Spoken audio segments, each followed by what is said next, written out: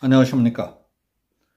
스레빠 기자의 무례하고 거친 행동과 도어 스태핑 중단, 그리고 그 이후에 대해서 말씀드리겠습니다. 윤석열 대통령은 출근길에 기자들과 문답하던 도어 스태핑을 공식 중단했습니다. 대통령실은 11월 21일부로 도어 스태핑을 중단하기로 결정했다고 밝혔습니다.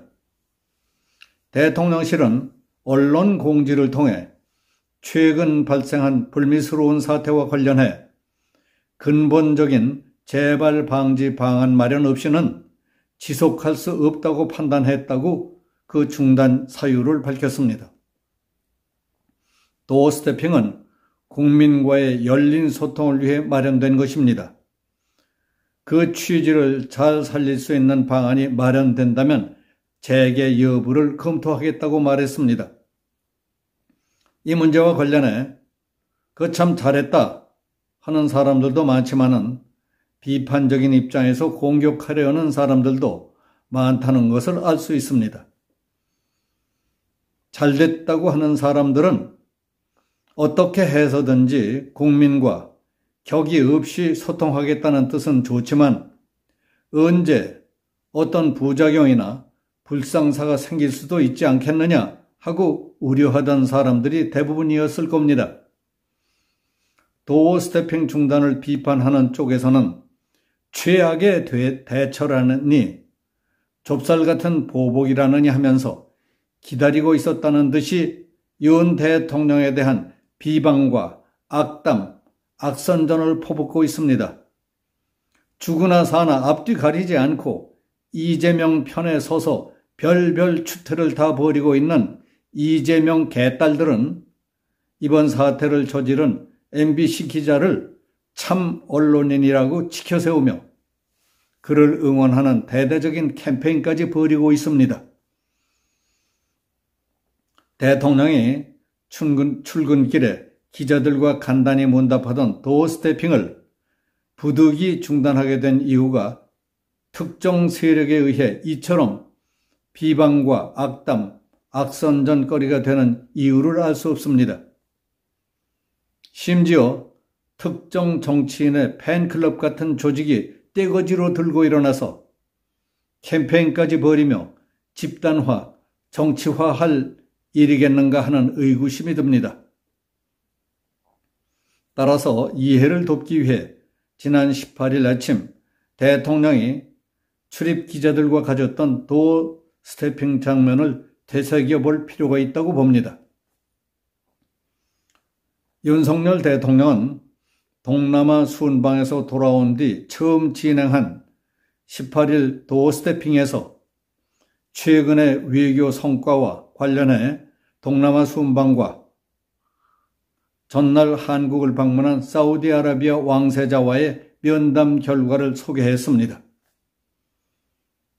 한미일 정상회담과 시진핑 중국 국가주석과의 정상회담, 그리고 전날 한남동 관저에서 있었던 무하마드 빈 살만 사우디 왕세자와의 회담 결과에 대해서도 간략히 설명했습니다.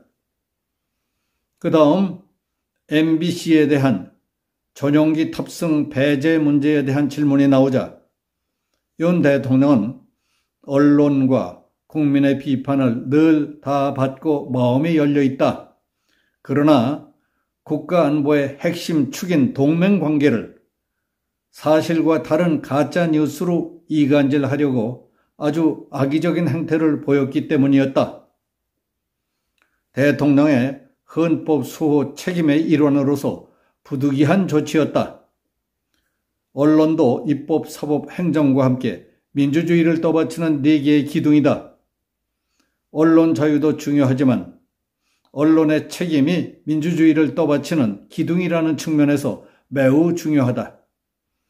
더구나 그것이 국민의 안전보장과 관련된 것일 때에는 그 중요성은 이루 말할 수가 없다고 길게 설명했습니다. 이에 대해 MBC 기자가 MBC가 뭘 악의적으로 했단 거죠? 하고 물었지만 윤 대통령은 대답하지 않고 질무실을 향해 돌아섰을 때였습니다. 그 자리에 있던 이기정 홍보기획비서관이 가시는 분 뒤에 대고 그렇게 말하는 건 예의가 아니지 않겠느냐고 했습니다. 그러자 MBC 기자는 큰 소리를 지르며 시비조로 나오기 시작했습니다. 질문도 못하느냐? 질문하라고 단상을 만들어 놓은 거 아니에요? 하고 거칠게 소리를 지르며 그와 맞섰습니다.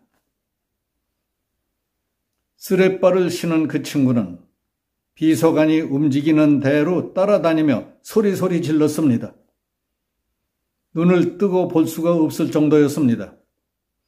30여 명이나 돼 보이는 사람들 가운데 누구 하나 말릴 생각도 못하고 보고만 있는 분위기가 그가 설쳐대는 서술에 눌려서 그러는 건지 나서서 진정시키거나 말리려는 사람 하나 없는 것을 보면서 딱하다는 생각이 들었습니다.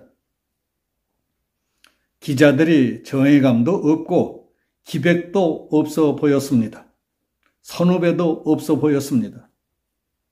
MBC 기자는 지난 9월 윤 대통령의 뉴욕 방문 때에 있었던 가짜뉴스 논란과 관련해 공개 석상에서 뭐가 악의적이냐는 거냐?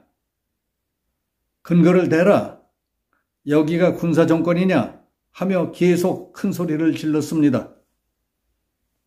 그 영상을 보고 깜짝 놀라서 흥분했다는 사람들이 많았습니다. 쓰레빠를 신고 떡 한 입 팔짱 끼고 멀찌감치 삐딱하게 서 있다가 대통령이 길게 알아듣도록 설명을 했는데도 MBC가 뭘 악의적으로 했던 거죠? 하며 항변하는 느낌이 들었기 때문이랍니다. 일반적인 취재 대상을 대하는 기자의 질문이나 태도라 하더라도 눈에 거슬릴 정도인데 대통령과 회견하는 자리에 쓰레빠 신고 팔짱 끼고 서 있다가 항변하는 투로 하는 태도가 그게 뭡니까? 지난주 국회에서 민주당의 44살 된 초선 여자 국회의원이 60세나 된 모 부처 장관에게 부모에게서 보고 배운 게 없는 모양이라며 모욕을 주던 장면이 오버랩돼 몹시 불쾌했습니다. 엄격하게 말한다면 이는 대통령 비서실과 경호실이 모두 제 역할을 못하고 허술했기 때문에 빚어진 대형 사고였다고 해도 할 말이 없을 겁니다. 거의 아무 제지도 받지 않고 대통령 가까이 갈 수 있는 출입기자를 각사에서 보내주는 대로 다 믿고 무조건 받아줍니까? 평소의 언어, 행동, 태도와 사상, 사람 됨됨이, 심지어 정신적인 기복이 심하든지 마약쟁이도 언론사에서 보내면 다 받아주는 겁니까? 불행하게도 어느 순간 대통령이 위해를 받을 수도 있다는 생각은 안 해봤습니까? 대통령 전용기의 추락을 비는 사람들과 비명 행사를 염원하는 자들, 지금 우리 사회는 호시탐탐 대통령의 유고와 탄핵을 노리는 자들과 정치사회를 혼란으로 몰아넣으려는 불순분자들의 음모에 포섭되어 있는 얼치기, 머저리들이 드글드글합니다. 빈틈만 노리는 자들이 도처에 깔려 있다고 봐야 합니다. 지금 태평성대가 아닙니다. 보이지 않는 곳에서 끊임없이 죽기 살기 싸움이 벌어지고 있습니다. 죽고 사는 것도 모르고 동서남북도 모르는 또라이와 머저리들 아니면 사기꾼, 도둑놈들이 뒤섞여 돈이라면 환장을 하고 돈만 준다면 못할 짓이 없는 인간 말종들이 언제 어디서 무슨 끔찍한 일을 저지를지 알 수 없는 개판 사회가 돼가고 있습니다. 대통령을 지키지 못하면 우리는 끝장난다 하는 절박한 심경과 애국심으로 뭉친 태극기 부대만 믿고 있을 때가 아닙니다. 대통령 비서실과 경호실부터 정신 바짝 차리고 모든 상황에 물샐 틈 없이 대비하도록 재정비 강화해야 합니다. 납득하기 어려울 정도의 이상한 일들이 앞으로 계속 터질 수 있다는 각오로 정신 바짝 차려야 합니다. 여기서 마치겠습니다. 감사합니다.